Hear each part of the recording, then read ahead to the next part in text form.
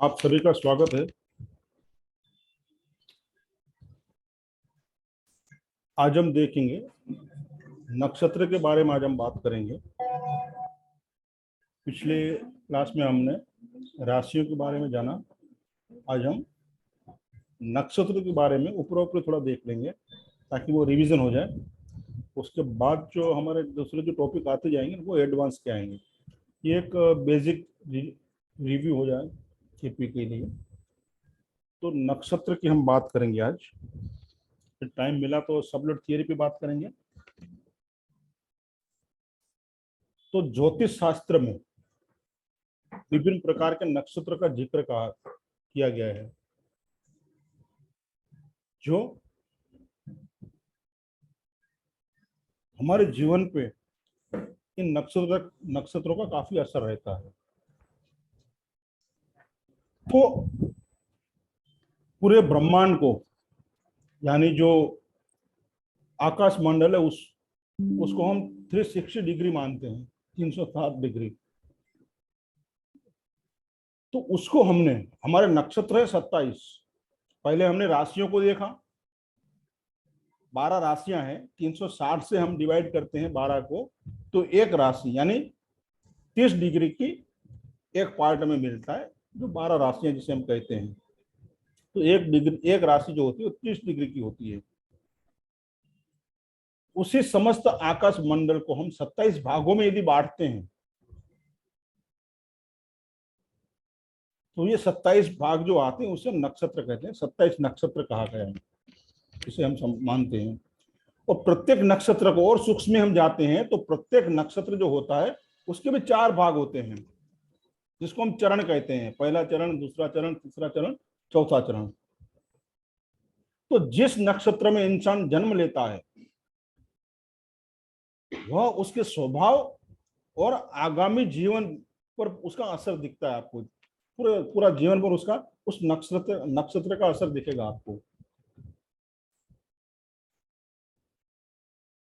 तो हम ये समझने की कोशिश करेंगे कि कौन से नक्षत्र में जन्म लेने से इंसान के जीवन पे कैसा असर होता है, उसका स्वभाव कैसा होता है, उसका चाल चलन कैसा होता है। तो नक्षत्र का हमारे जीवन पर किस तरह का प्रभाव होता है उसे हम थोड़ा समझने की कोशिश करेंगे। उसके बाद फिर हम आगे के टॉपिक पे जाएंगे। तो 27 नक्षत्र है हमारे पास। उसमें जो पहला नक्षत्र जो आता है वो आता है अश्विनी नक्षत्र, जो सबसे प्रमुख और प्रथम नक्षत्र है। और हर नक्षत्र का अपना एक स्वामी होता है, उसकी अपनी एक राशि भी होती है और उसका अपना देवता भी होता है। तो अश्विनी नक्षत्र है, उसका स्वामी केतु है और उसकी राशि जो है, राशि स्वामी जो उसका है वो मंगल है, क्योंकि मेष राशि में पड़ता है ये। तो ये माना जाता है कि इस नक्षत्र में जन्म लेने वाले व्यक्ति बेहद ऊर्जावान होते हैं और सक्रिय रहते हैं।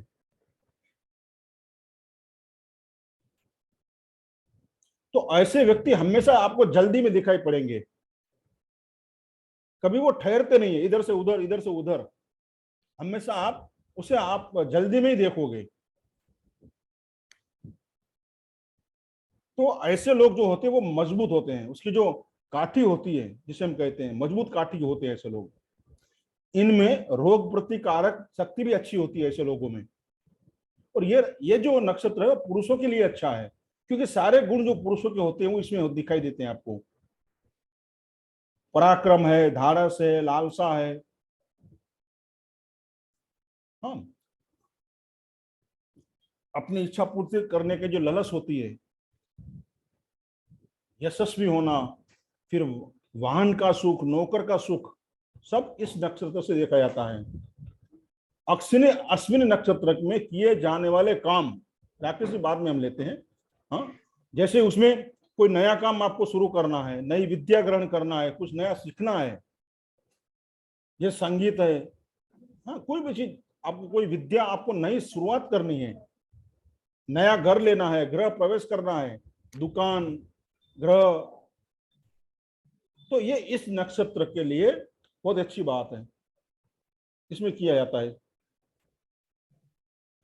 तो ऐसे जो लोग होते हैं वो हंसमुख भी होते हैं, उदार भी होते हैं, और पहनवा, इनका जो पहनावा होता है ना, काफी शौकीन होते हैं ये लोग।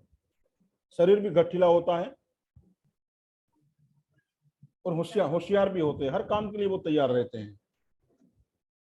अश्विनी नक्षत्र, क्योंकि मंगल है ना स्वामी उसका, तो हमेशा वो एक्टिव रहेंगे।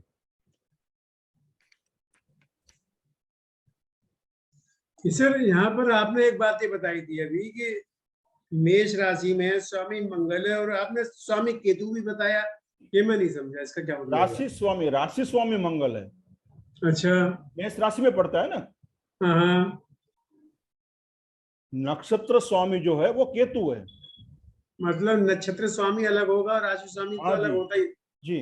तो वो किस राशि में पड़ेगा, देखिए पहली राशि मेष है, ठीक जी। है। तो मेष राशि में एक राशि में 2.25 नक्षत्र आते हैं, वो हम आगे देखेंगे। तो पहला अच्छा। नक्षत्र ये हो गया अश्विनी। तो उसका जो नक्षत्र स्वामी जो है, उसका नक्षत्र का स्वामी केतु है, उसका राशि स्वामी मंगल है। अच्छा। क्योंकि मेष राशि पड़ती है ना, मेष राशि के अंदर अश्विनी नक्षत्र आएगा। राकेश जी, मतलब अश्विनी नक्षत्र की राशि मेष है, मेष है, उसका मेष राशि स्वामी का मंगल स्वामी है। मंगल है, मंगल है और तो नक्षत्र का स्वामी केतु है। केतु है, तो मंगल के गुण इसमें आएंगे ज्यादा। तो यहाँ पे केतु का क्या रोल रहेगा सर? केतु का भी अपना रोल रहेगा, वो हम आगे अच्छा, देखेंगे। सबको ठीक है सर। कॉम्बिनेशन, जब आप कुंडली का प्रिडिक्शन करते हो ना, तब ये अच्छा। सबको साथ में मिला के चलते हैं। प्लेटफॉर्म क्या है यहाँ, अच्छा। राशि किस राशि में, यानी प्लेटफॉर्म किस घर में वो है। जिस घर में आप रहते हो तो उस घर का आपको किस तरह से वास्तु का प्रयोग होता है, उसी तरह से राशि जो है उसका घर है, उसका स्वामी जो है वो मंगल है। हाँ, इसमें तो और आगे देवता भी हैं, मगर हम शॉर्ट में यहाँ ले रहे हैं, डिटेल में नहीं जा रहे हैं। फिर हम चलते हैं भरणी की ओर, दूसरा जो नक्षत्र है। तो इसके चारों चरण जो आते हैं वो मेष राशि में आते हैं। तो ये इस नक्षत्र को क्रूर नक्षत्र भी कहा गया है। ये उग्रता वाला होता है थोड़ा, क्योंकि मेष का है ना, मंगल है स्वामी पूरा यहाँ। तो इस नक्षत्र पर शुक्र मंगल इसका असर रहेगा। राशि दूसरे नंबर की आ जाएगी, देखिए यहाँ राकेश जी। अच्छा। मेष राशि, इसके चारों चरण, सॉरी मेष राशि में है, इसके चारों चरण, ये क्रूर है, इस पे मंगल का असर ज्यादा रहेगा। तो इस नक्षत्र में जन्म वाले व्यक्ति जो होते हैं, वो उसकी ऊंचाई जो होती है वो मध्यम होती है। अच्छा।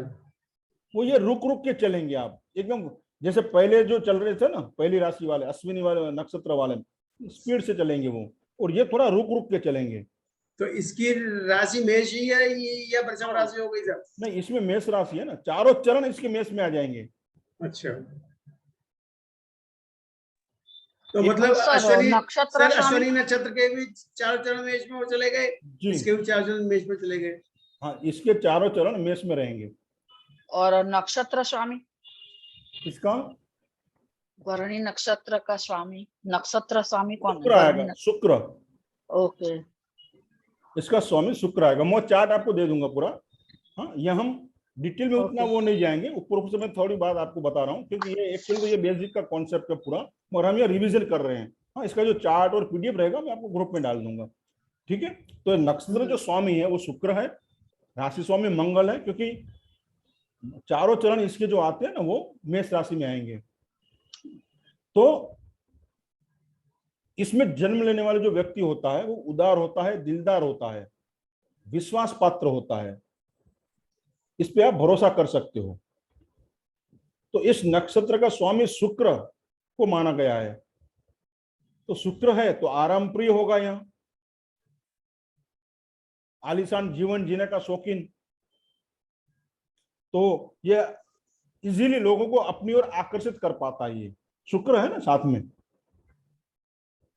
और इनका एक ही उद्देश्य होता है प्रेम। ये प्रेम को ही सर्वस्वी मानते हैं, सर्वोपरि मानते हैं, और एक बार इन्होंने जो ठान लिया तो उसके बाद उसको पूरा करके ही वो दम लेते हैं। बीच में नहीं छोड़ते हैं। और जल्दी में पैसा कमाने की लालसा में ऐसे लोग जो है सट्टेबाजी में भी चले जाते हैं, गलत दिशा में उसका झुकाव हो जाता है ऐसे लोगों का।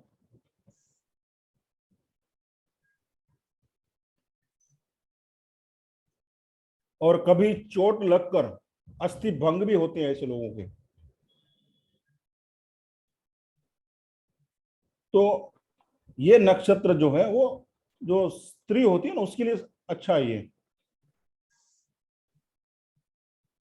क्योंकि वो घर का कामकाज जो है ना वो बहुत अच्छी तरह से कर लेती है, ये माहिर हो जाती है घर के कामकाज करने में, इस नक्षत्र में जन्म लेने वाली स्त्री। और वो दूसरी स्त्री का अनुकरण भी बहुत जल्दी से कर लेती है।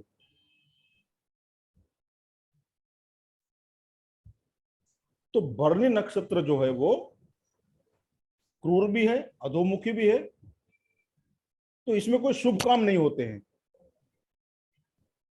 हाँ, इसमें इसका जो महत्व है वो पितृपक्ष का होता है, और श्राद्ध हम जो करते हैं ना उसमें इसका होता है प्रयोग। और तालाब खोदना है, कुआं खोदना है, बावड़ी खोदनी है, तो उसमें इसका प्रयोग होता है इस नक्षत्र का। फिर आगे चलते हैं कृत्तिका में, तीसरा नक्षत्र है ये। तो इसका प्रथम चरण जो है वो मेष में है, बाकी 3 जो है वो वृषभ राशि में आते हैं, क्योंकि आगे 2 नक्षत्र चले गए एक ही राशि में। देखिए 2.25 नक्षत्र आते हैं ना एक राशि में, राकेश जी। जी सर समझ गया। बराबर है। तो ये तीसरा नक्षत्र है हमारा, तो एक चरण मेष में रहेगा और बाकी के 3 चरण जो है वो अगली राशि में चले जाएंगे, वृषभ में। तो ये इसे भी क्रूर नक्षत्र कहा गया है, अधोमुखी और क्रूर। इसका स्वामी जो है सूर्य को माना गया है, और राशि स्वामी मंगल है यहाँ, और शुक्र भी है। तो 3 चरण एक राशि में है और चौथा चरण दूसरी राशि में है। हाँ, तो ये जो है देवता इसका अग्नि माना गया है, तो इसकी वजह से ये प्रखर और कोपिष्ट स्वभाव के होते हैं ये। तो इस नक्षत्र में जन्म लेने वाले जो व्यक्ति होते हैं वो मजबूत और आकर्षक होते हैं। इन पर सूर्य का प्रभाव रहता है, इस नक्षत्र में जन्म लेने वाले लोग के ऊपर सूर्य का प्रभाव रहेगा हमेशा। तो सर इसका सर नक्षत्र स्वामी कौन हुआ कृतिका का? जी, ये इनका नक्षत्र स्वामी कौन हुआ? सूर्य माना गया है, सूर्य। अच्छा राशि स्वामी मंगल और शुक्र। जी। और ये लोग किसी पर जल्दी विश्वास नहीं करते हैं।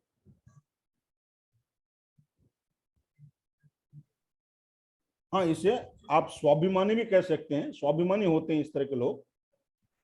हाँ, थोड़े कंजूस भी होते हैं,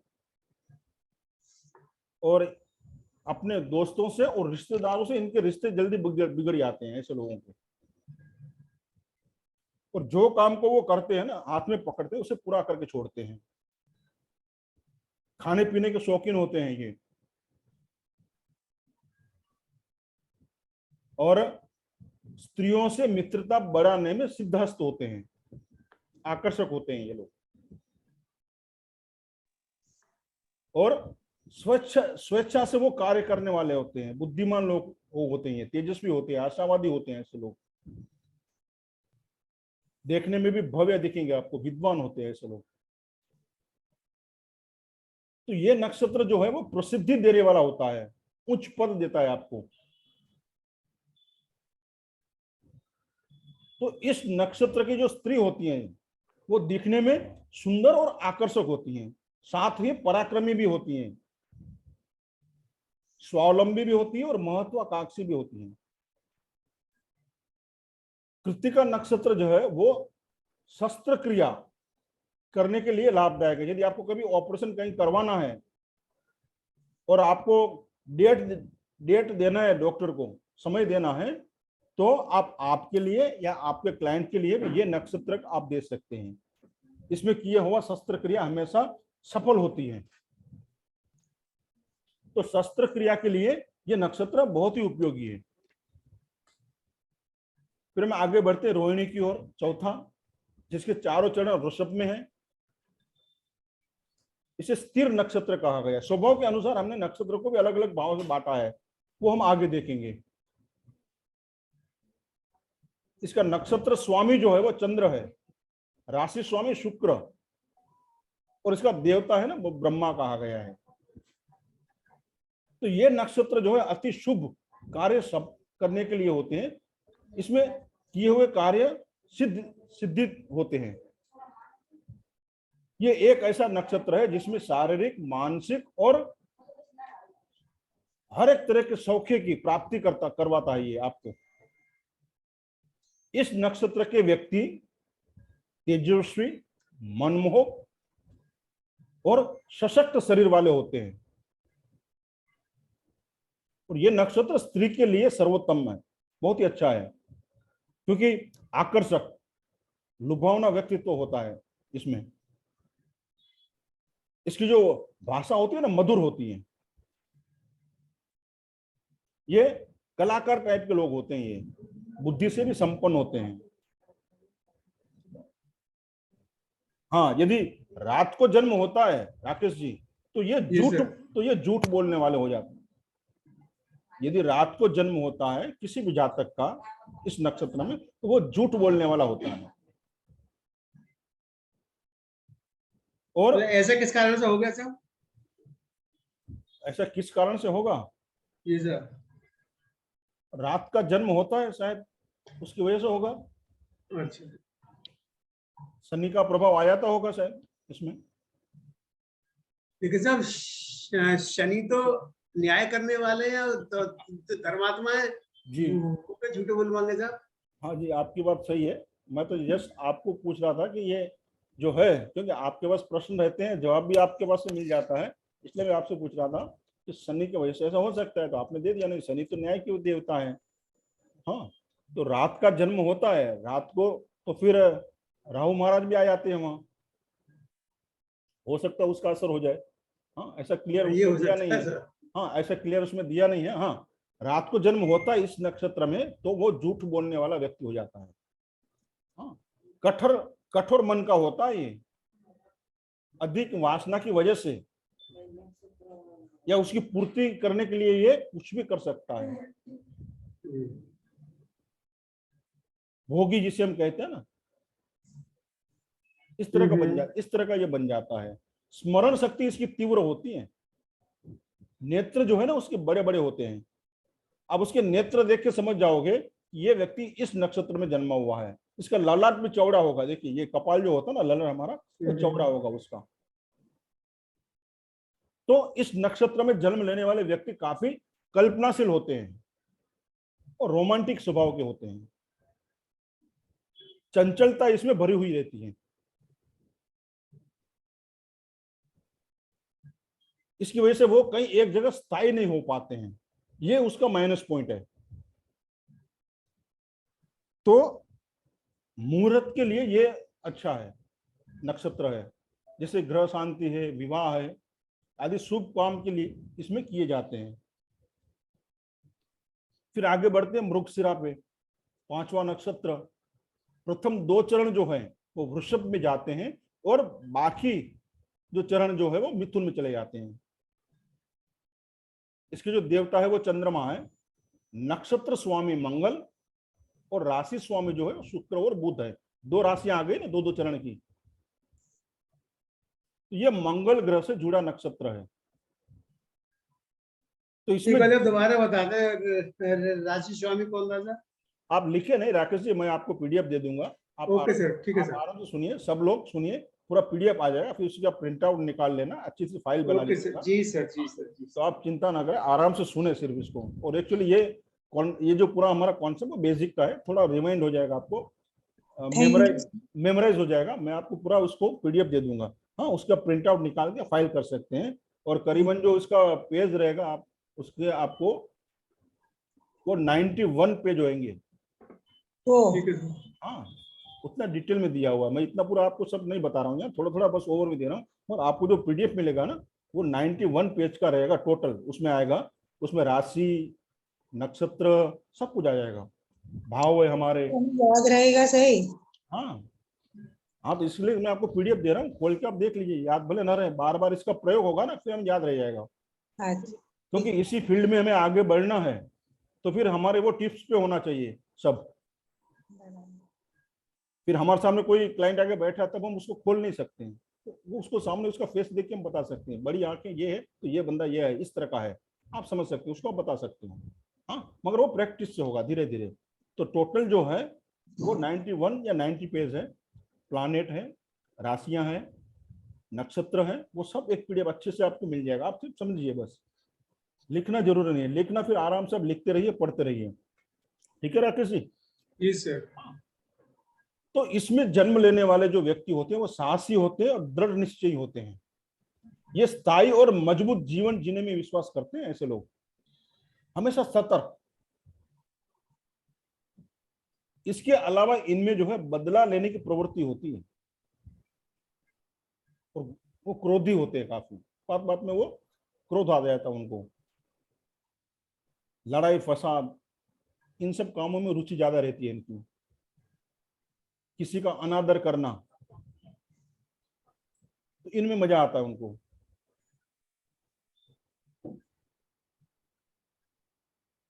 तो इस नक्षत्र में जन्मी स्त्री कला कौशल्य में निपुण होती है। देखिए, स्त्री के लिए अच्छा है। यह नक्षत्र मध्यम वर्ग वाले के लिए बहुत अच्छा आता है, ये उसके लिए उत्तम माना गया, जो मिडिल क्लास के लोग हैं ना उनके लिए, क्योंकि ये लोग किसी के सहारे ऊपर उठते हैं। देखिए, मध्यम वाले लोग जो है किसी का सपोर्ट मिलता है तब ऊपर उठते हैं, तो ये नक्षत्र में उनको ये सपोर्ट मिलता है, और ये नक्षत्र सभी शुभ कार्य के लिए अच्छा माना गया है। फिर चलते हैं आद्रा की ओर, छठा नक्षत्र, इसे भी तीक्ष्ण नक्षत्र माना गया है। इसके चारों चरण मिथुन में आ जाते हैं। नक्षत्र स्वामी राहु है और राशि स्वामी बुध है, क्योंकि मिथुन में है ना चारों चरण, तो राशि स्वामी बुध है। तो यह नक्षत्र बुध और राहु ग्रह से जुड़ा हुआ है, दोनों के प्रभाव में है। तो राहु के प्रभाव के कारण इसमें जन्म लेने वाले लोग राजनीति में काफी अच्छा करते हैं या दिलचस्पी रखते हैं उसमें।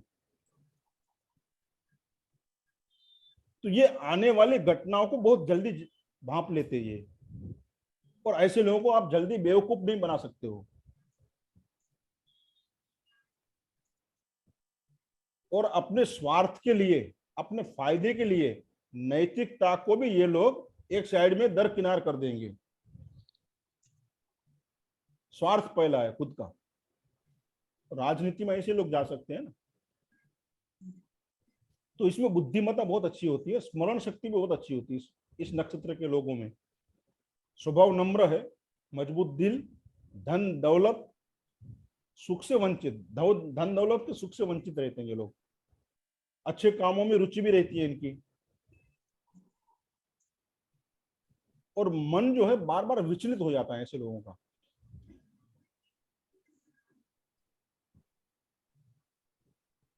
कम शिक्षित होते हैं, आडंबर होता है इनमें, राहु साथ में जुड़ा है देखिए। हाँ, और ये जो फिटर होते हैं, इंजीनियर होते हैं, फोरमैन होते हैं, इस तरह के लोग इसमें आते हैं इस कैटेगरी में। और सभी शुभ कामों के लिए ये निषिद्ध है, यानी इसमें कोई शुभ काम नहीं होता है। हाँ, तंत्र विद्या जो होती है, अघोरी विद्या होती है, मंत्र तंत्र, ब्लैक मैजिक, ये यदि करना है तो ये काम के लिए ये अच्छा है। तो तंत्र मंत्र जब होते हैं ना, इस नक्षत्र में करते हैं लोग। फिर आगे बढ़ते हैं पुनर्वसु में, सातवां नक्षत्र पुनर्वसु, इसका मतलब होता है पुनर्स्थापित करना। पुनर्वसु यानी फिर से बसना, फिर से बसाना। तो ये उन लोगों के लिए अच्छा है जो, जैसे कोई व्यापारी है दिवालिया हो गया, उनके लिए अच्छा है, उनके लिए लाभदायक है, क्योंकि उनको अपना सभी कुछ पुनः प्राप्त करने में ये जो नक्षत्र है वो सहायक होता है। इसके जो देवता है वो अदिति है, स्वामी गुरु है, और राशि स्वामी बुध है और चंद्रमा है। ये जो नक्षत्र है वो सात्विक गुणों से भरा हुआ है, भरपूर है, सात्विक गुण इसमें है। और ये नक्षत्र स्त्री के लिए वरदान है। इसमें जन्म लेने वाले व्यक्ति को दैवीय माना जाता है, दैवीय शक्ति होती है इनके पास। इन लोगों का शरीर काफी थोड़ा भारी होता है, याददाश्त बहुत तेज होती है ऐसे लोगों की, और प्रेम की भावनाओं से हमेशा ये लबालब भरे रहते हैं, ओतप्रोत रहते हैं। शीतल स्वभाव, मित्र वर्तुल जो उनका स्वभाव होता है वो बहुत बड़ा होता है। संतान सुख भी इन्हें अच्छा मिलता है, और श्वेत वस्तुएं होती है, सफेद चीजें, सफेद कलर इन्हें बहुत पसंद आता है। काव्य प्रेमी, माता पिता का भक्त, अपने कार्यों में सिद्धि प्राप्त करते हैं ये लोग, परोपकारी होते हैं, और स्वार्थ नहीं होता इन्हें किसी भी काम में। यह शादी जैसे कार्य को छोड़कर सभी कार्यों के लिए किया जाता है। इसमें शादी नहीं करना है, बाकी सभी कार्य इसमें किए जाते हैं, इस नक्षत्र में किए जाते हैं। पुष्य नक्षत्र, 8वां नक्षत्र। इस नक्षत्र में सब ग्रह अच्छा फल देते हैं, ऐसा माना जाता है। और अगर चंद्र गुरु हो तो और अच्छा है, वो तो ऐसे भी शुभ ग्रह है। तो इसके सारे के सारे चरण जो है, चारों चरण कर्क में आते हैं। देखिए, तो नक्षत्र स्वामी शनि है, और राशि स्वामी चंद्रमा है, और देवता बृहस्पति है। ये ऊर्ध्वमुखी भी है, लघु भी है। शनि के प्रभाव वाले पुष्य नक्षत्र को सबसे शुभ माना गया है। इसमें जन्म लेने वाले व्यक्ति दूसरों की भलाई के लिए हमेशा तत्पर रहते हैं, ये मेहनती होते हैं, शनि का प्रभाव है यहाँ। और ये स्वभाव में काफी परिपक्व होते हैं। इन्हें संयमित और व्यवस्थित जीवन पसंद है। इस नक्षत्र को शुभ, देवत्व वाला और सत्व गुणी माना गया है। इसमें जन्म लेने वाले व्यक्ति जो होते हैं वो धर्म में आस्था रखने वाले होते हैं, बुद्धिमान होते हैं, दूसरे का काम करने के प्रयत्न करते हैं, हमेशा दूसरों को सुखी करने की कोशिश करते हैं। तो दूसरे को बात वो समझते हैं जल्दी। चतुर भी होते हैं, सुंदर, मेधावी, सत्यवादी, कुटुंब प्रेमी, विशाल हृदय वाले होते हैं ये लोग। यह नक्षत्र घर या मंदिर बनाने के लिए अच्छा है, विवाह के लिए अनुकूल नहीं है। विवाह नहीं किया जाता इस नक्षत्र में। हाँ, घर, मंदिर या आप बनाते हैं दुकान, फैक्ट्री, इसमें आप कर सकते हो। आश्लेषा, 9वां नक्षत्र। इसके चारों चरण कर्क में आते हैं। यह नक्षत्र तीक्ष्ण और ज्वाला से भरा हुआ है, ज्वाला तत्व वाला है ना, अग्नि तत्व वाला है। इसका स्वामी जो है बुध है, राशि स्वामी चंद्र है, देवता सर्प है। तो शास्त्रों के अनुसार ये जो नक्षत्र है विषैला माना गया है, जहरीला, और साधु संतों की सेवा करने वाला भी है, अपने अकड़ में रहने वाला है, सदैव अपना फायदा, और रिश्तेदारों से हमेशा अनबन रहेगी ऐसे लोगों की। शराब आदि में मस्त रहेगा, झूठ बोलना, धूर्त, अत्यंत क्रोधी, दुराचारी, निर्लज, और वासना पूर्ति के लिए या अपनी इच्छाएं पूर्ति के लिए किसी भी स्तर तक नीचे उतर जाना, नीचे आना, इस तरह के ये लोग होते हैं। अविश्वास की चरम सीमा को ये लोग पार कर जाते हैं। ये अवसरवादी होते हैं ऐसे लोग। तो ऐसे नक्षत्र में कुआं खोदना जैसे काम किए जाते हैं, शुभ कार्यों के लिए वर्जित है। ये शुभ कार्य नहीं करना है अश्लेषा में कभी भी, कोई भी। हाँ, कुआं वगैरह खोदना है, तालाब, कुआं, तो वो हम कर सकते हैं उसमें। मघा में हम आते हैं। मघा नक्षत्र 10वां नक्षत्र है ये, जिसके चारों चरण सिंह राशि में आते हैं। ये क्रूर और अधोमुखी है। नक्षत्र स्वामी केतु है, राशि स्वामी सूर्य है, सिंह राशि में है ना, चारों चरण सिंह में है तो सिंह है, और देवता है इसका पितृ है। इसे गंडमूल नक्षत्र की श्रेणी में रखा गया है। इसका स्वामी सूर्य है। इस नक्षत्र में जन्म लेने वालों में भीतर स्वाभिमान की भावना और कर्मठता काफी प्रबल होती है। इनके भीतर ईश्वरीय आस्था अत्यधिक पाई जाती है। ये लोग धनवान, पत्नी से प्यार करने वाले, खुशहाल, माता पिता की सेवा करने वाले, चतुर लोग होते हैं। व्यवसाय में भी कुशल होते हैं ये।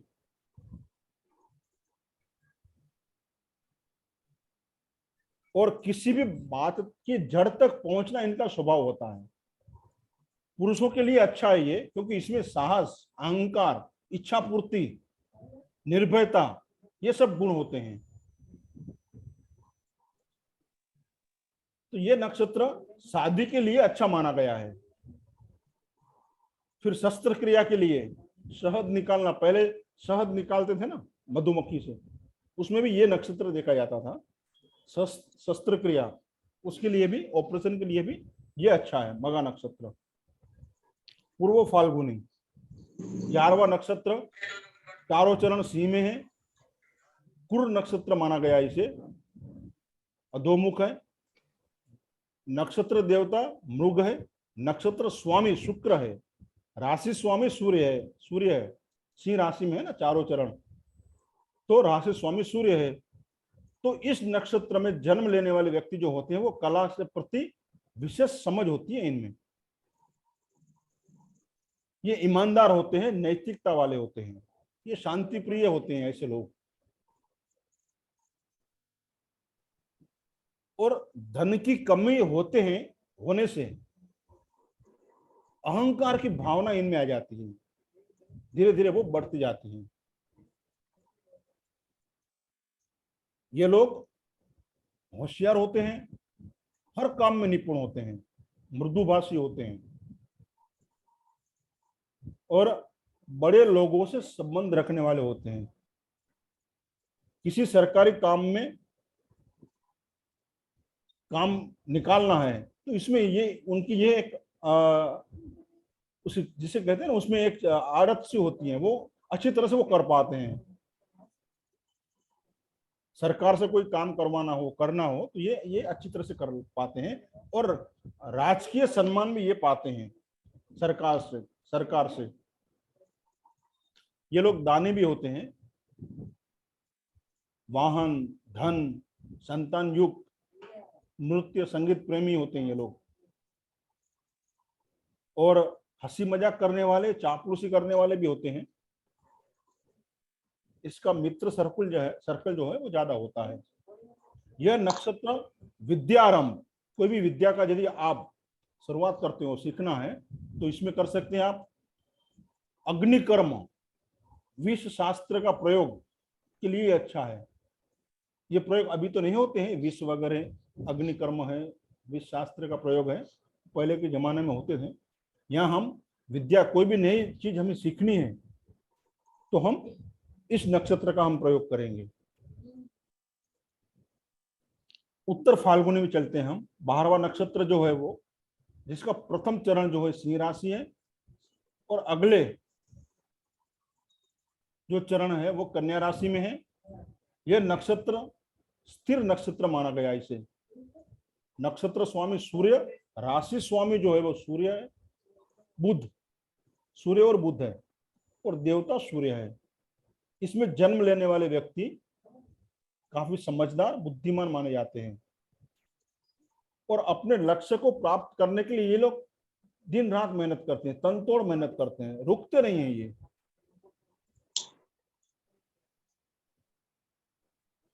और मृदुभाषी होते हैं, सत्यवादी होते हैं, और दूसरों का काम भी वो अच्छे दिल से करेंगे, और अपनी मेहनत के बल पे वो धनी बनते हैं, सफलता पाते हैं। हाँ, ये अलग बात है कि अपना काम करने के लिए ये लोग थोड़ा समय लगा देते हैं, और बहुत ही अच्छे जीवन साथी ये साबित होते हैं। देखिए, यहाँ आप मैचिंग करते हो तो ये आप देख सकते हो यहाँ पे मैरिज मैचिंग में भी उत्तर फाल्गुनी नक्षत्र जन्म है उसका, तो आप ये मान सकते हैं कि ये जो इंसान है, ही और सी जो भी है, वो अच्छा जीवन साथी साबित होगा। ये उसमें उसके डीएनए में आ जाता है। इस नक्षत्र का जो गुण है वो एक अच्छे जीवन साथी साबित होते हैं। तो ये नक्षत्र सभी कार्यों के लिए शुभ माना गया है, उत्तर फाल्गुनी। आगे चलते हैं हस्त पे, 13वां नक्षत्र, जिसके चारों चरण कन्या राशि में है। नक्षत्र स्वामी चंद्र है, सूर्य राशि स्वामी, देवता सूर्य है और राशि स्वामी बुध है। लघु नक्षत्र कहा गया इसे। इसमें जन्म लेने वाले जो लोग होते हैं वो बौद्धिक रूप से एकदम समृद्ध होते हैं और निर्णय करने में एकदम अक्षम होते हैं, यानी उतना वो फटाफट नहीं कर पाते हैं और इन्हें हर तरह की सुख सुविधा मिल जाती है। और अधिकतर इन लोग ऐसे लोगों का जीवन आनंदमय तरीके से निकलता है, मौज मस्ती में, आनंद से।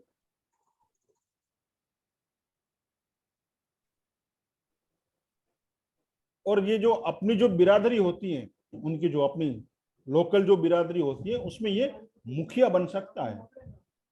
जैसे हम कहते हैं ना, एक समाज का प्रमुख बनना या अपना एरिया का प्रमुख बनना, लीडर बनना, तो ये लोग बनते हैं।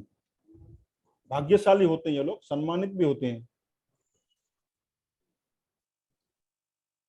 तो ये नक्षत्र देव नक्षत्र इसे माना गया है, लक्ष्मीदायक है, ये शुभ माना गया है। तो सभी शुभ कार्य करने के लिए भी ये नक्षत्र अच्छा माना गया। हस्त में आप कोई भी अच्छा कार्य कर सकते हैं, शुभ कार्य कर सकते हैं। चित्रा पे आते हैं हम, 14वां नक्षत्र। प्रथम 2 चरण जो इसके है वो कन्या राशि में है और बाकी के 2 जो है वो तुला राशि में है। एक राशि में 2.25 नक्षत्र हैं, तो 4 चरण है, तो 2 चरण इसके आगे कन्या में और 2 चरण आगे तुला में। तो नक्षत्र स्वामी हो गया मंगल और राशि स्वामी बुध और शुक्र है, दो राशियां आगे ना। तो इसमें जन्म लेने वाले व्यक्ति के स्वभाव जो है उसमें मंगल का प्रभाव आएगा।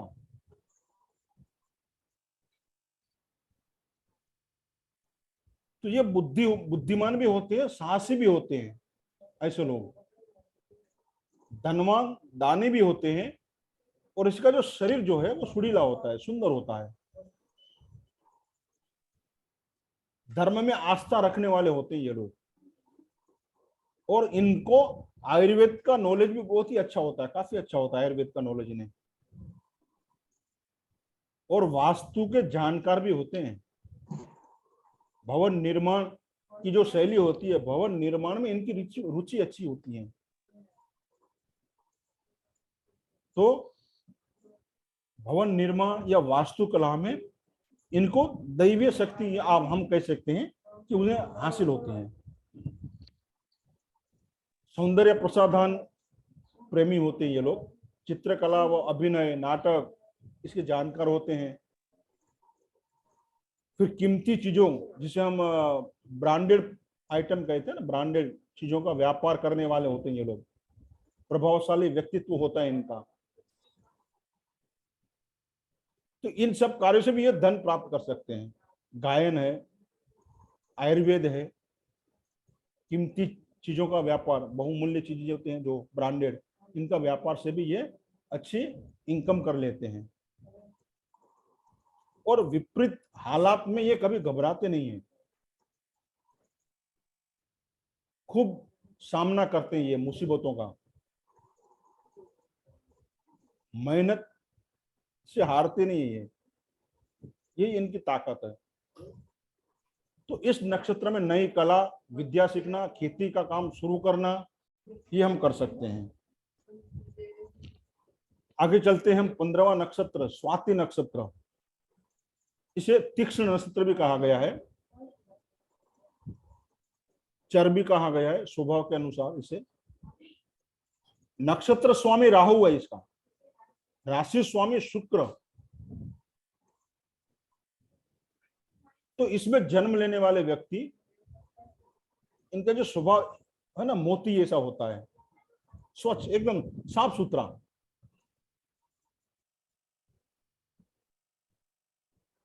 तो ऐसा माना जाता है कि इस नक्षत्र में जब पानी की बूंद सीप में गिरती है तो वह मोती बन जाती है। ये एक धारणा है। स्वाति नक्षत्र में जब सीप के अंदर पानी का बूंद गिरता है ना, वो मोती बन जाता है फिर। ये एक मान्यता है। तुला राशि में होने की वजह से इसके जातक सात्विक और तामसिक दोनों ही प्रवृत्ति वाले होते हैं। और ये राजनीति की जो दांवपेच है ना, ये अच्छी तरह समझते हैं ऐसे लोग। इनका जो स्वभाव होता है वो शीतल होता है, मित्रवत होते हैं ये लोग, व्यापार में भी निपुण होते हैं ऐसे लोग।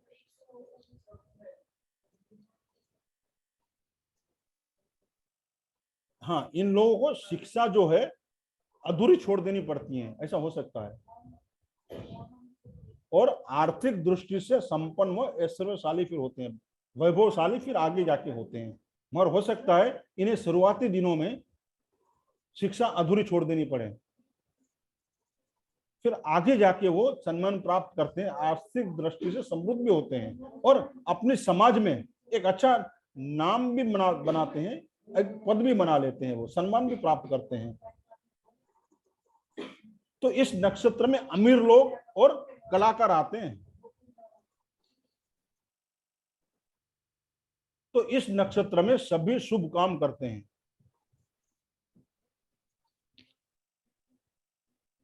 आगे बढ़ते विशाखा में 16वां नक्षत्र है। प्रथम 3 चरण तुला राशि और चौथा चरण वृश्चिक राशि में आता है इसका। इसे भी अधोमुखी मिश्र कहा गया है नक्षत्र।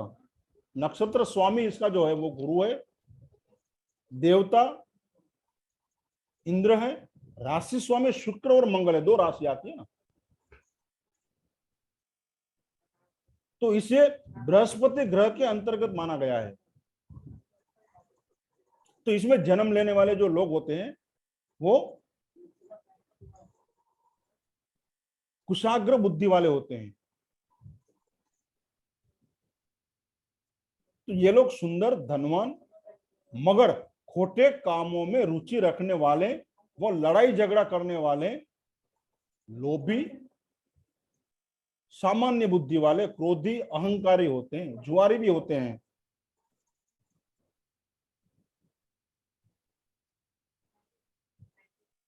तो ये लोग काफी महत्वाकांक्षी होते हैं। ये नक्षत्र जो है गुप्त धन निकालना, राकेश जी, कहीं पे दबा हुआ होता है ना गुप्त धन जमीन के नीचे, तो इस नक्षत्र में निकाला जाता है। गुप्त धन निकालना, राज्याभिषेक करना, ये विशाखा नक्षत्र में किया जाता है।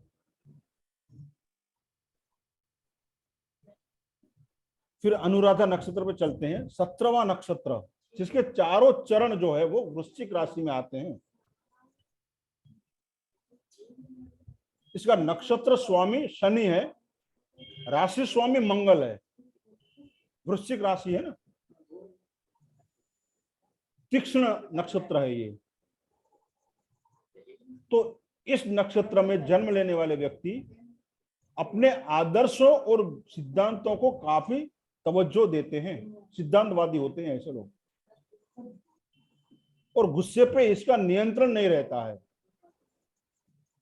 तो इसके वजह से क्या होता है, कई बार इन्हें भारी नुकसान भी भुगतना पड़ता है, अपने गुस्से की वजह से कंट्रोल नहीं कर पाते हैं ये।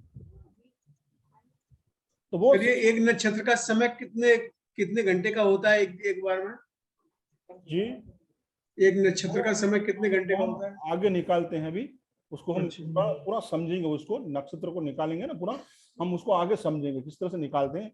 हाँ, उसको जो हम 360 से 27 को हम डिवाइड करेंगे, फिर उसमें उसके 4 चरण आते हैं। एक चरण कितने का आता है वो हम देखेंगे। हाँ, तो जो एक नक्षत्र जो होता है, एक राशि के अंदर 2.25 नक्षत्र होते हैं। एक राशि जो होती है 30 डिग्री की होती है, तो एक नक्षत्र इस तरह से हम देखते जाएंगे पूरा निकाल के आगे। मगर अभी हम नक्षत्र के स्वभाव पे आते हैं, फिर उस पर आके हम किस तरह से कितना मिनट का कितना पीरियड होता है वो हम सबलोड थियरी पे देखेंगे, उसमें किस तरह से निकालना है। ठीक है, मैं पूरा आपको वो समझाऊंगा, आप चिंता ना करें। पहले हम नक्षत्र के बारे में समझ लें, उसके स्वभाव के बारे में। तो यह नक्षत्र सभी प्रकार के शुभ कार्यों के लिए शुभ माना गया है। इसको अनुराधा को, इसमें आप सभी शुभ कार्य कर सकते हैं। फिर ज्येष्ठा नक्षत्र आता है, 18वां नक्षत्र 18। इसके दारुण और राक्षसी नक्षत्र इसे कहा गया है। नक्षत्र स्वामी बुध है, राशि स्वामी मंगल है और देवता इंद्र है इसका। चारों चरण इसके भी वृश्चिक राशि में आते हैं। गंडमूल में इसकी गणना की जाती है। तो गंडमूल में होने की वजह से इसे कम लाभदायक माना गया है, कम लाभदायक माना गया है। इस नक्षत्र में जन्म लेने वाले व्यक्ति तुनक मिजाजी कहते हैं, जिसे छोटी छोटी बातों पर लड़ना, चतुर तो होते हैं, सभी कामों में होशियार भी होते हैं, कला के शौकीन होते हैं, मगर क्रोधी भी होते हैं और शारीरिक विद्या सीखने में भी ये माहिर होते हैं। सब कुछ ये सीख लेते हैं। कवि, लेखन जो राइटिंग होती है, पत्रकार, ये इस तरह के लोग, साहित्यकार, वकील, सीए, ये इस तरह के लोग होते हैं। ज्येष्ठा नक्षत्र वाले होते हैं, उनको आप कह सकते हैं आप इस फील्ड में जाइए। कवि है या राइटर है, साहित्यकार है, हाँ, वकील बन सकते हैं, वो चार्टर्ड अकाउंटेंट बन सकता है। तो ये नक्षत्र वाले ज्येष्ठा वाले कर सकती हैं। खुली मानसिकता वाले होते ही हैं। तो इसमें शुभ कार्य नहीं किए जाते हैं, कोई भी शुभ कार्य इसमें नहीं किया जाता है। फिर आगे बढ़ते हैं मूल में। 19वां नक्षत्र मूल नक्षत्र, चारों चरण इसके धनु राशि में आते हैं। इसे भी राक्षसी माना गया है। यह भी गंडमूल का सबसे अशुभ नक्षत्र माना गया है। गंडमूल एक अलग श्रेणी है, आप सब लोग जानते होंगे जो ज्योतिष को जानते हैं, उसमें ये सबसे इसको अशुभ माना गया है। हाँ, ये लोग जो होते हैं वो बुद्धिमान होते हैं, वफादार भी होते हैं और सामाजिक जिम्मेदारी भी ये लोग उठाते हैं। बड़ा हृदय होता है इनका, दानी होते हैं, समाज में सम्मान। मेरी आवाज आ रही है? जी सर, आ रही है सर, आ रही है सर आवाज। इनका स्वास्थ्य जो होता है थोड़ा कमजोर होता है, बीमार रहते हैं ज्यादातर। हाँ, चतुर होते हैं, साथ साथ में धूर्त भी होते हैं, विश्वासघाती भी होते हैं ये लोग। थोड़ा स्वार्थ आ जाता है इनमें और क्रोध की वजह से कभी कभी हिंसक भी हो जाते हैं ऐसे लोग। बार बार दुर्घटना होना, ये भी ये दर्शाता है मूल नक्षत्र। विद्वान तो होते ही हैं। तो ये जो नक्षत्र है, शादी वगैरह के लिए जो शुभ कार्य हम करते हैं उसके लिए अच्छा नहीं है, अच्छा नहीं माना गया है। तो शुभ कार्य हम इसमें नहीं करेंगे मूल नक्षत्र में। फिर आगे चलते हैं 20वां नक्षत्र पूर्वाषाढ़ा नक्षत्र, चारों चरण धनुराशि में। नक्षत्र स्वामी शुक्र है, राशि स्वामी गुरु है, धनु राशि है ना, चारों चरण। इसे में उग्र माना गया है। ईमानदार, खुश मिजाज, कला और साहित्य प्रेमी इनकी खासियत होती है। बुद्धिमान होते हैं, सभी कामों में होशियार होते हैं। संतान का सुख भी इन्हें अच्छा मिलता है। उदार होते हैं, स्वाभिमानी होते हैं, भाग्यशाली होते हैं। इनके दोस्त भी अच्छे दोस्त होते हैं इनके। और ये खुद एक आदर्शवादी यानी एक आदर्श जीवन साथी साबित होते हैं, बहुत ही अच्छे जीवन साथी होते हैं ये, मगर शुभ काम के लिए ये नक्षत्र अच्छा नहीं माना गया है, इसमें कोई शुभ काम हम नहीं करते हैं। आगे बढ़ते हैं। 21वां नक्षत्र जो है वो उत्तराषाढ़ा नक्षत्र है, जिसका प्रथम जो चरण है वो धनु में है, बाकी के 3 जो चरण हैं वो मकर राशि में आते हैं। तो नक्षत्र स्वामी सूर्य है, राशि स्वामी गुरु और शनि है, 2 राशियां आ गई ना। तो इस नक्षत्र में जन्म लेने वाले व्यक्ति काफी आशावादी होते हैं और नौकरी और बिजनेस दोनों में ये सफल होते हैं, दोनों कर सकते हैं ये, और बहुत ही अच्छे दोस्त साबित होते हैं ऐसे लोग। परोपकारी, मान सम्मान पाने वाले लोग होते हैं, होशियार भी होते हैं, चतुर भी होते हैं, बहादुर भी होते हैं ऐसे लोग, विद्वान, बुद्धिमान, मेहनती। और हाँ, सट्टेबाजी का भी इसे शौक होता है, चोरी करना ये भी एक आदत पड़ जाती है ऐसे लोगों में। कुसंग जो संगत होती है, कुसंगत की वजह से फिर वो गलत कामों में पड़ जाना, कामुकता, जीवन में अनायास ये धन की प्राप्ति, ऐसे कामों में पड़ जाते हैं शॉर्टकट में।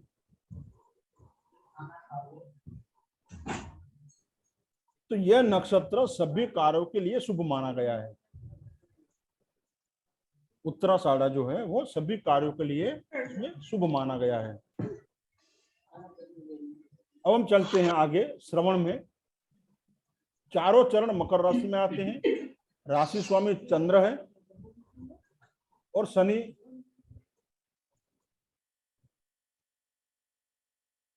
श्रवण कुमार के नाम पर ही इसका जो नामकरण जो है वो श्रवण किया गया है, श्रवण नक्षत्र रखा गया है।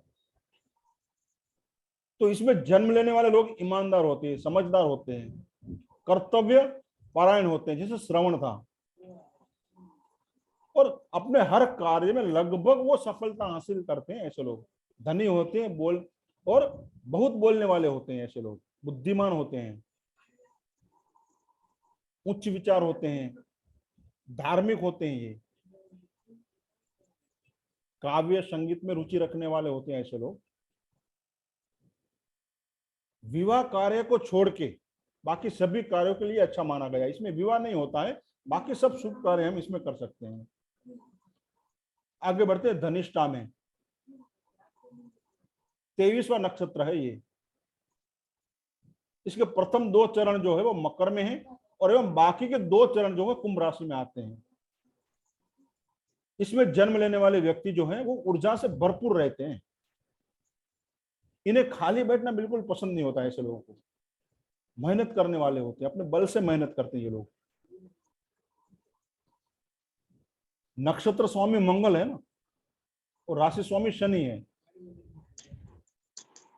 तो ये इसे चल रूप में भी माना गया है, चलायमान जिसे हम कहते हैं मूवेबल, और राक्षसी भी कहा गया इसे।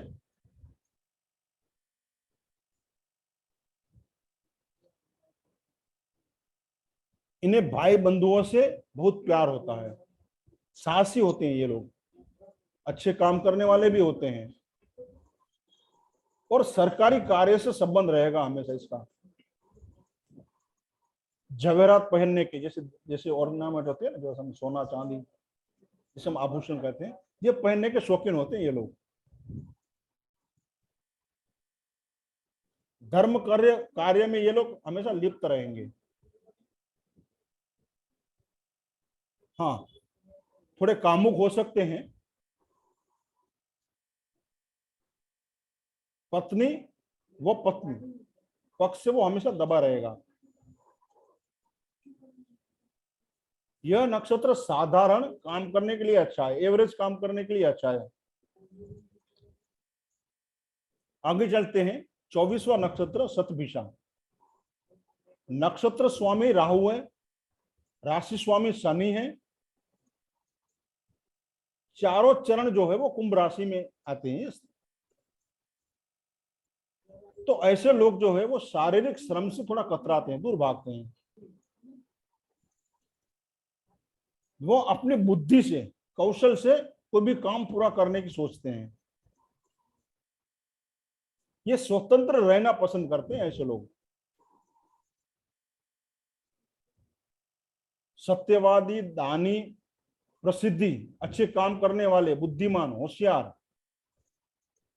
इज्जत प्राप्त करने वाले, एक समाज में अपना एक जगह बनाने वाले ये लोग होते हैं। सरकार से सम्मान प्राप्त करना, शत्रु पे विजय पाना,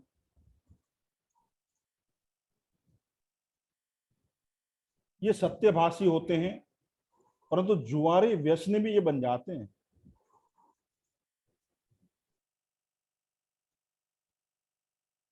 ये लोग अधिकतर जो समय है अपने शत्रु पे हावी रहते हैं हमेशा। तो इस नक्षत्र को भी राक्षस गणी कहा गया है। घर, दुकान, मंदिर, राज्याभिषेक, नई गाड़ी आदि के लिए अच्छा है। आप राज्याभिषेक करना हो, घर, दुकान या मंदिर आपने लिया या गृह प्रवेश करना है, तो उसके लिए ये जो नक्षत्र है शतभिषा, वो अच्छा माना गया है। फिर आगे बढ़ते हम पूर्व भाद्रपद की ओर। पूर्व भाद्रपद का मतलब होता है पूर्ण जीवन में कल्याण करने वाले लोग। ये 25वां नक्षत्र है। इस नक्षत्र का स्वामी बृहस्पति है, गुरु है। तो इसमें जन्म लेने वाले व्यक्ति जो है वो सत्य और नैतिक नियमों का पालन करने वाले होंगे। ये आध्यात्मिक प्रवृत्ति इसमें होगी। इसके 3 चरण जो वे कुंभ में आते हैं और चौथा चरण मीन राशि में आता है। इसे क्रूर और उग्र नक्षत्र माना गया है। ऐसे लोग जो होते हैं वो सुंदर होते हैं, मगर बहुत बोलने वाले, कला कुशल, मगर अधिक सोने वाले होते हैं वो। हाँ, एक से ज्यादा पत्नी भी होती हैं, संतान भी है, संतान सुख भी उन्हें मिलता है। हाँ, मगर ये छोटी छोटी बातों में गुस्सा आ जाता है इन्हें। अपने कार्य में वो दक्ष होते हैं, चतुर होते हैं, और साथ में डरपोक भी होते हैं ये। तो इनके पास कितना भी धन आएगा ना, अंत में ये निर्धन बन जाते हैं, कुछ भी नहीं बचेगा इनके पास।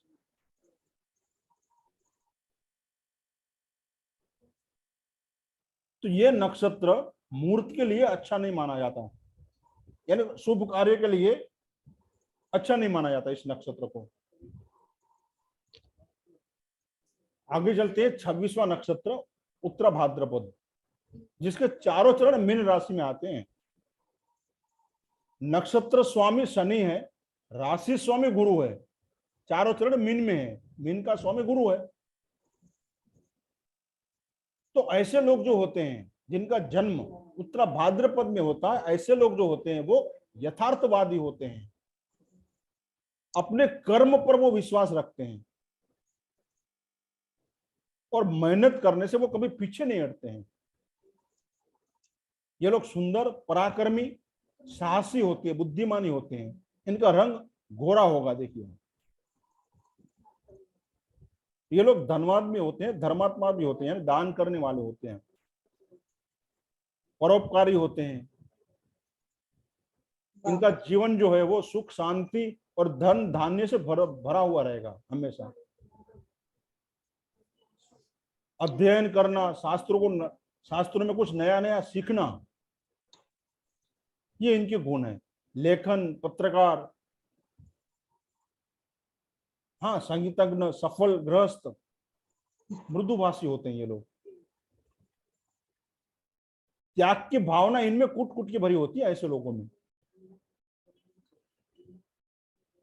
तो ये नक्षत्र सभी शुभ कार्य के लिए अच्छा है, शुभ माना गया। सभी कार्य हम उत्तरा भाद्रपद में कर सकते हैं। फिर आते हैं हम रेवती की ओर। नक्षत्र का ये 27वां यानी आखिरी नक्षत्र है ये। इसके भी चारों चरण मीन राशि में आते हैं। नक्षत्र स्वामी बुध है, राशि स्वामी गुरु, और इसके देवता है वो पूषा है। आखिर का नक्षत्र होने के कारण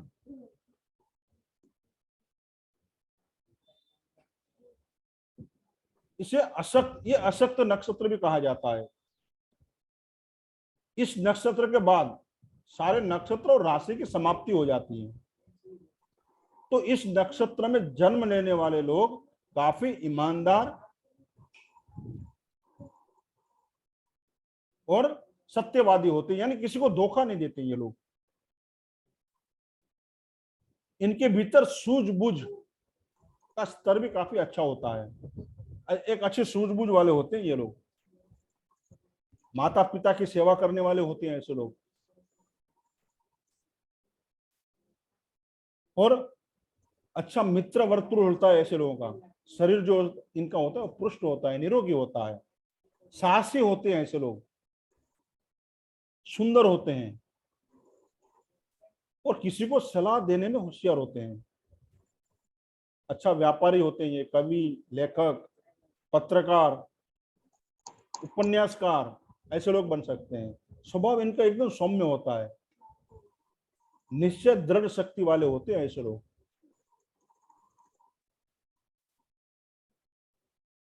हाँ थोड़े रूढ़िवादी होते ही है।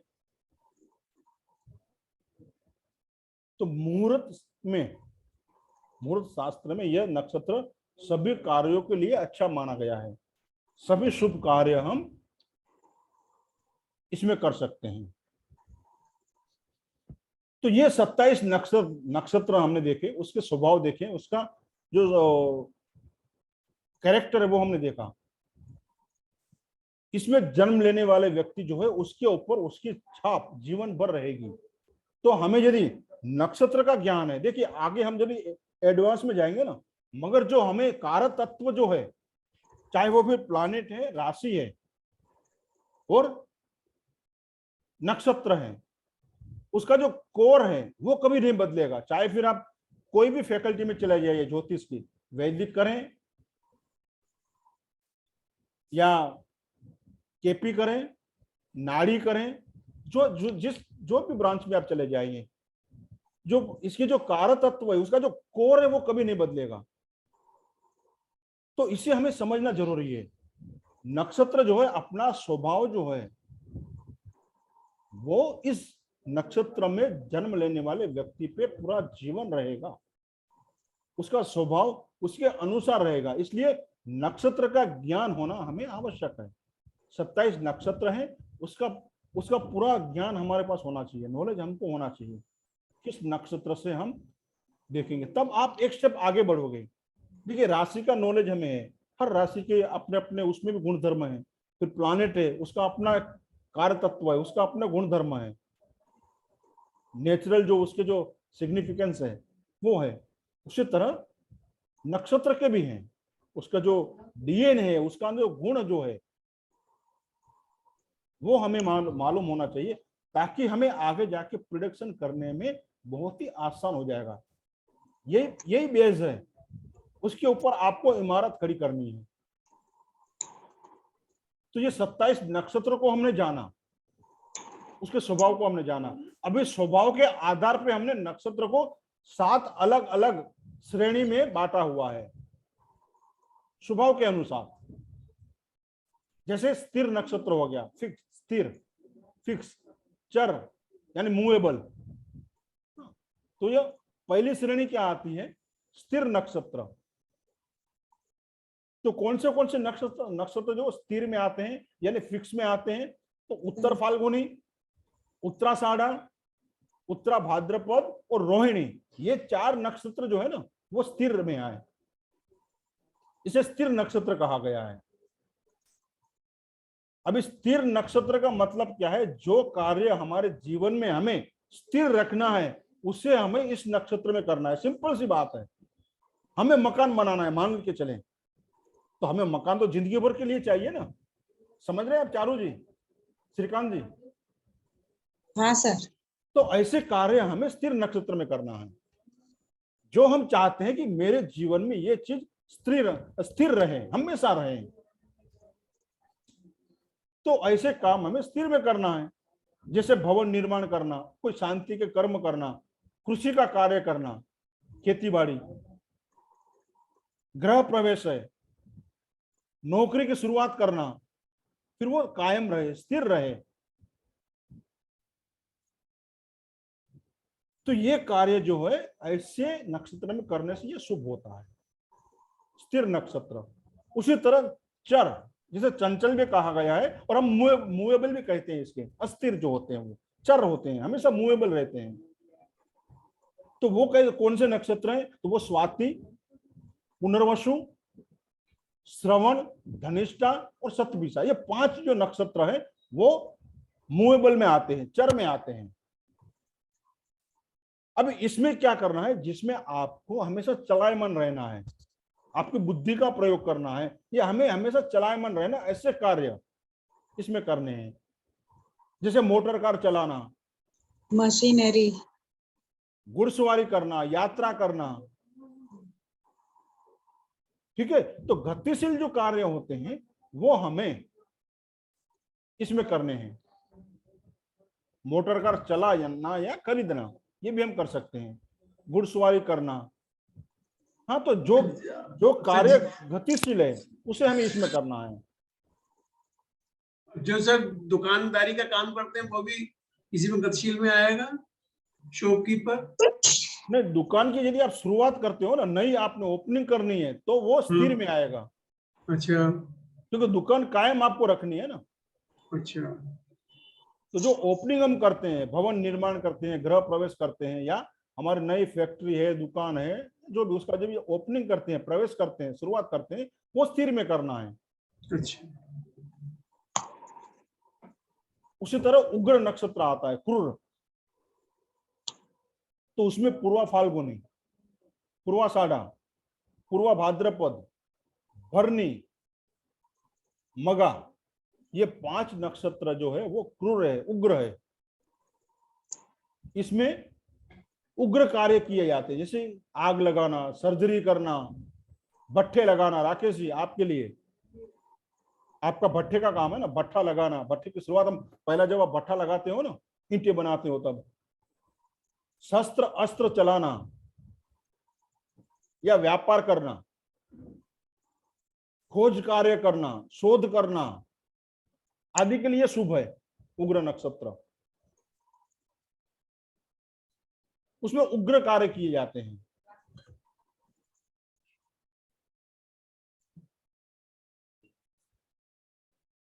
उसी तरह फिर साधारण नक्षत्र आते आगे, मिश्र, उसे एवरेज माना गया है। जैसे विशाखा, कृतिका, ये 2 नक्षत्र जो है उसको मिश्र माना गया है। ये साधारण प्रकृति को होते हैं। इसमें जो है आप दवा बनाने का काम, जो मेडिसिन हम बनाते हैं ना, चाहे फिर आयुर्वेद में हो, जिसमें भी हो, फिर बिजली संबंधी कोई कार्य करना है, लोहे की भट्ठी है, गैस भट्ठी हो, भाप इंजन हो, आदि कार्य करने के लिए शुभ माना गया है। मिश्र है इसमें परिणाम इसके जो है ना, ये 2 नक्षत्र विशाखा और कृतिका। तो दवाई बनाना, बिजली के रिलेटेड जो भी कार्य हैं, उपकरण है, वो कार्य आप कर सकते हैं। भट्ठी, लोहे की भट्ठी जो आती है, जो लोहार के पास होती है, देखिए पहले लोहार अपना हथियार बनाते थे ना पहले, तो वो उसके लोहे की जो भट्ठी होती है, गैस की भट्ठी होती है, ये कार्य जो है वो हम मिश्र नक्षत्र में कर सकते हैं। फिर मृदु नक्षत्र आते हैं, जो मित्रवत होते हैं, नाजुक होते हैं, जिसे हम कहते हैं। प्रकृति जो उसकी होती है वो मृदु होती है। वो होते हैं मृगशिरा, चित्रा, अनुराधा, रेवती। ये 4 नक्षत्र है वो मृदु है, मित्रवत होते हैं ये।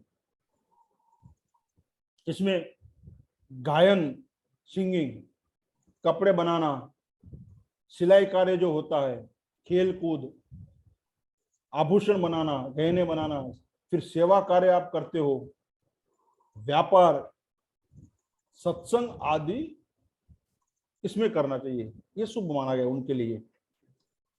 मित्रतावद है ना, यानी मृदु है। तो इसमें आपको अच्छे रिजल्ट मिलते हैं। फिर तीक्ष्ण नक्षत्र आते हैं, जिसमें ज्येष्ठा, मूल, आद्रा, अश्लेषा, ये जो 4 नक्षत्र हैं वो दुखदाई होते हैं, तीक्ष्ण होते हैं। लड़ाई झगड़ा करना, जानवरों की हत्या करना, कोई हानिकारक कार्य करना, जादू टोना, ब्लैक मैजिक, ये सब इसमें किए जाते हैं तीक्ष्ण में। तो ये इस तरह से हमने 7 कैटेगरी में स्वभाव के अनुसार हमने उसको बांटा है। तो आपको कौन सा कार्य करना है ये आप चॉइस करें, फिर उस नक्षत्र को आप देखें, फिर उसमें उस कार्य की शुरुआत करें। जैसे आप पाओगे कि हमारे क्लास की जो शुरुआत होती है वो हमेशा नक्षत्र देख के की जाती है शुरुआत, विद्या ग्रहण करने के लिए, ताकि उसमें जो लोग भाग लेते हैं, पार्टिसिपेट करते हैं, उन्हें वो ज्ञान का फायदा मिले। हमेशा आप देखोगे कभी भी जो हमारी नई क्लास शुरू होती है तो हम नक्षत्र देखकर ही करते हैं। नक्षत्र, तिथि, जो तिथि चंद्र स्वर में चलती हो, और नक्षत्र, वार और पक्ष, ये सब देखा जाता है। सवाल नहीं ये नहीं है कि आपके क्लास में कितने लोग आए, सवाल ये है कि आपके क्लास में जो लोग आए हैं उन्हें क्या मिला, उसको वो अपने जीवन में सार्थक कर सके, उतार सके, और जिस उद्देश्य से उन्होंने ये ज्ञान को अर्जित किया है उसका उनको फायदा मिल सके। हमें तो धन मिले ही, क्योंकि धन के सिवा सब कुछ अधूरा है। जिस ज्ञान से आप धन भी कमा पाए और दूसरों को सॉल्यूशन भी दे पाए, उसको अच्छा रिजल्ट भी मिले, ताकि उस मुसीबत से वो बाहर निकल पाए, हमारा उद्देश्य ये है। सर तो वास्तु की विजिट के लिए भी इसी जी, नक्षत्र में बिल्कुल बिल्कुल। शनि रवि मंगल को कभी वास्तु नहीं करना चाहिए, पहली बात ये नियम आप गांठ बांध दीजिए। शनिवार, रविवार, मंगलवार, और हम क्या करते हैं, रविवार को ही जाते हैं साहब। क्लाइंट बुलाता ही रविवार को है सर। हाँ, यही गलती होती है हमसे। क्लाइंट बुलाएगा और हम जाएंगे, हम कहेंगे तब क्लाइंट बुलाएगा। ये फर्क है। देखिए, आप में वो कैपेसिटी होनी चाहिए कि आप कहें तब क्लाइंट सब काम छोड़ के आपके लिए वहां बैठा रहे, ये आपकी ताकत है। क्लाइंट बुलाएगा और आप जाएंगे, ऐसा थोड़ी होता है। अरे क्लाइंट को रात को बुलाएगा। सर ये नक्षत्रों के स्वभाव के बारे में सर लिख नहीं पाए सर। वो आपको पीडीएफ मिल जाएगा ग्रुप में। अच्छा सर, एक नक्षत्र और होता है जिसको अभिजीत के नाम से जानते हैं, वो क्या इसमें नहीं आता है? इसमें नहीं आता है, इसका हम और इसमें वैदिक में भी हम उसको मानते नहीं है। वो नक्षत्र गिना जाता है, उसका प्रभाव नहीं है, तो वो उसमें गिना नहीं जाता है।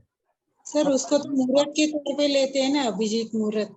हाँ, मगर वो यहाँ लेते नहीं है, वो मुहूर्त में लेते हैं। मगर यहाँ जो हमारा जो यहाँ पर्पस है, जो उद्देश्य है हमारा यहाँ पे वास्तु में, या जिस तरह से हम अभी आगे बढ़ेंगे, तो शास्त्रोक्त आप देखो ना, 27 नक्षत्र हम पर असर है, जो 28वां है उसका हम पर असर नहीं है, इसलिए उसको हम गिनते नहीं है। तो 27 नक्षत्र का ही उल्लेख किया गया है यहाँ। हाँ, 28 है, अभिजीत का हम यहाँ प्रयोग नहीं होता है। तो ये बात जो मैं आपको बता रहा हूँ वो हमने हमारे क्लास में, हर कोई जितने भी क्लास हमारे हुए हैं वास्तु के हैं या जो भी है, उसमें मैंने आप सबको बताया है कि शनिवार, रविवार, मंगलवार को आपको वास्तु नहीं करना है, नहीं तो जो आपको वो रिजल्ट आपको वो नहीं मिलेंगे। चाहे कितने भी आप अच्छे वास्तु शास्त्री हो, नेचर उस दिन आपको सपोर्ट नहीं करेगा, उतना आप ध्यान रखिएगा। ये मेरा 22 साल का अनुभव मैं आपको बता रहा हूँ। हाँ, वो सुविधा अनुसार बोलेंगे रविवार को आइए, मगर रविवार को होता नहीं है सर।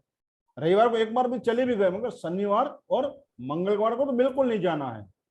रविवार को आप जाते भी हो तो मुहूर्त वगैरह थोड़ा देख लीजिएगा, मैं तो फिर भी ना बोलता हूँ, मगर ऐसा हो ही जाता है कि भाई इसके अलावा और कोई चारा ही नहीं है, मान लो, तो आप रविवार को जा सकते हैं। अपने गुरु आज्ञा लेके अपने कुलदेवता को साथ में ले जाके जा सकते हैं। थोड़ा बहुत चल सकता है संडे, फिर भी थोड़ा बहुत, मैं तो ना ही कहता हूं, मगर यदि ऐसा कोई सिचुएशन आए तो शनि और मंगल तो बिल्कुल नहीं, चाहे कुछ भी हो जाए, क्लाइंट चला जाए, जाने दीजिए, वहां जाके बदनाम होना है उससे अच्छा है, या उसको कोई हम रिजल्ट नहीं दे पाएंगे तो क्या मतलब है? वो 10 जन को बताएंगे भाई ये चारों में मैं थे, कुछ नहीं हुआ, ये साहब आए थे, कुछ नहीं हुआ, राकेश जी आए थे और कुछ हुआ नहीं, तो ऐसा, इससे अच्छा 2 दिन ये बच लीजिए। मैं तो तीसरा दिन संडे ही नहीं बोलता हूँ, मगर फिर भी कुछ केस में आप आपके गुरुजन की प्रार्थना करके जाइए, आपको अंदर से ही वो मिल जाएगा जवाब, आपको जाना है नहीं जाना है, फिर आप जा सकते हैं। सर नक्षत्रों का उपयोग हम कैसे कर सकते हैं? हम वो आएंगे आगे, नक्षत्र का उपयोग जो करना है ना हमें, वो एक्चुअली यूं देखा जाए तो नक्षत्र जो है ना उसका पूरा एक अलग से, वो नक्षत्र का पूरा एक अलग से कोर्स भी होता है, कौन से नक्षत्र। तो यहाँ हमने नक्षत्र इसलिए लिए हैं कि आगे जाके हमें सब सबलोड पे जाना है, समझे आप? तो सबलोड किस तरह से निकलेंगे, जब आपको ये पता है, राशि के बारे में आप जानते हो, प्लानेट के बारे में आप जानोगे और नक्षत्र के बारे में आप जानोगे, तब हम जाके एक स्टेप आगे बढ़ेंगे सबलोड के बारे में। इसलिए यहाँ इसका इतना ही उपयोग है, मगर हमें ये मालूम होना चाहिए कौन से नक्षत्र में हमें कौन सा काम करना चाहिए, क्योंकि ये बेस है, कोई भी एस्ट्रोलॉजी का ये पाया है, बेस है, आप फाउंडेशन है, इसको हमें समझना है। चाहे फिर आप वैदिक से जाएं, चाहे पराशरी से जाएं, केपी से जाएं, किसी भी तरह से जाएं, ये आपको ध्यान में होना चाहिए। ये सर आपने बताया ना ऑपरेशन वगैरह ये नक्षत्र में होना चाहिए, हाँ वो अभी तक पता नहीं था, आज आपने बताया तो नया इंसाइट खुला कि वे ऐसे भी कर सकते हैं। हाँ, तो वो नक्षत्र देख के आप अपने क्लाइंट को बोल सकते हैं कि भाई इस दिन आप एडमिट होइए, यदि हमारे पास टाइम है तो। कभी कभी डॉक्टर बोलते हैं भाई आपको कब एडमिट होना है, आपका ये ऑपरेशन करना है, तब हम उसको देख के बता सकते हैं कि भाई आप इस दिन ये समय पे वो एडमिट हो सकते हैं। ठीक है, फिर हम आगे देखते हैं शुभाशुभ फल के लिए नक्षत्र को हमने 3 श्रेणी में बांटा है, शुभ, मध्यम और अशुभ। तो शुभ फल के लिए जो नक्षत्र है, 1 से 27 नक्षत्र है ना हमारे पास, सीरियल से है वो पहला अश्विनी, इस तरह से पूरे सीक्वेंस में, वही सीक्वेंस में आ गए 1 से 27। हाँ, अभी जिसे शुभ कहा गया है, शुभ फलदायी नक्षत्र, वो कौन सा होता है? 1, 4, 8, 12, 13, 14वां, 17वां, 21, 22, 23, 24, 26, 27, ये नक्षत्र जो होते हैं ना, ये फलदायी होते हैं, शुभ होते हैं। फिर मध्यम फल वाले 5, 7, 10, 16, ये जो 4 है वो एवरेज है, मध्यम है। मगर जो अशुभ होते हैं वो 2, 3, 6, 9, 11, 15, 18, 19, 20, 25, ये जो 10 नक्षत्र जो है वो अशुभ फलदायी जो कहे गए हैं। जब मान लो कि ये जो नक्षत्र चलते हैं, मान लो कि दूसरा नक्षत्र भी चलता है, ये मान के चले हम एग्जाम्पल, तो वो आपको शुभ काम नहीं करना है। सिंपल सी इतनी सी बात आप समझ लीजिए, मैं ये पीडीएफ डाल दूंगा, आप इसकी नोट बना लेना। तो ये शुभ है, ये नक्षत्र चलते हैं शुभ वाले, तो उसमें हम काम कर सकते हैं मोटा मोटा तौर पे, ज्यादा डिटेल में न गए तो भी। ये 4 मध्यम वाले हैं, चलो एवरेज काम हमने कर लिया। इसमें कोई अति शुभ काम करना है, जैसे गृह प्रवेश है, या नई गाड़ी लेना है, नई बाइक लेना है, या इस तरह से, तो वो शुभ वाले नक्षत्र हम देख लेंगे। 1, 4, 8, 12, 13, 14 ये जो है वो पूरा लिस्ट में आपको भेज दूंगा, तो उस दिन हम वो कार्य करेंगे। तो ये हो गया नक्षत्र का शुभ अशुभ फल हो गया। नक्षत्र को हमने अलग अलग 7 कैटेगरीज में बांट दिए और उसके हमने स्वभाव को भी देख लिए। तो इस तरह से हम नक्षत्र का अभ्यास करके कुंडली का एनालिसिस भी हम कर सकते हैं, सिर्फ नक्षत्र के आधार पर भी। तो यहां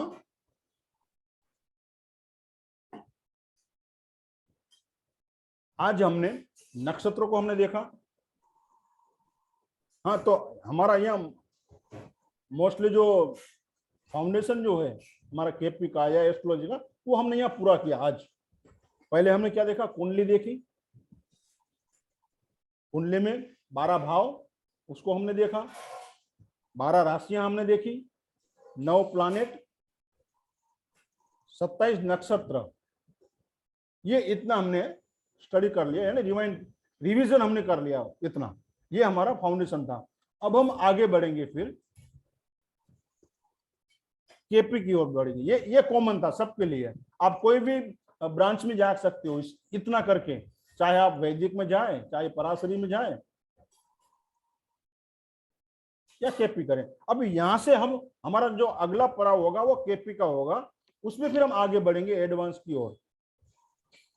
अभी आप सब जानते हैं केपी के अंदर हम 2 चार्ट का प्रयोग करते हैं, एक लग्न चार्ट जो हमारे पास होता ही है, और एक हम केपी चार्ट कहते हैं, उसे भावचलित चार्ट भी कहते हैं।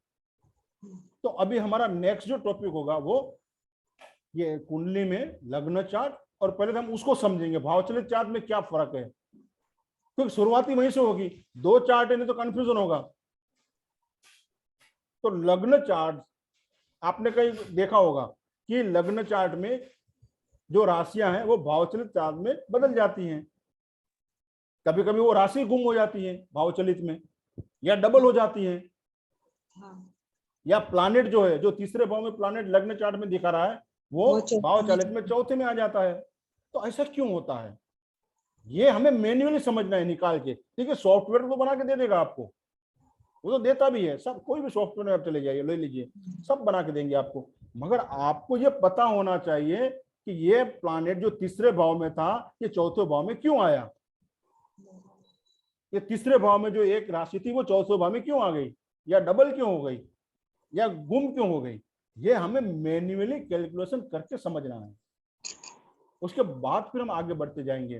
फिर सबलोड थियरी है, सबलोड का इंपॉर्टेंस है, फिर हम पुनर्फू पे जाएंगे, फिर आगे चलते जाएंगे, इस तरह से देखते जाएंगे।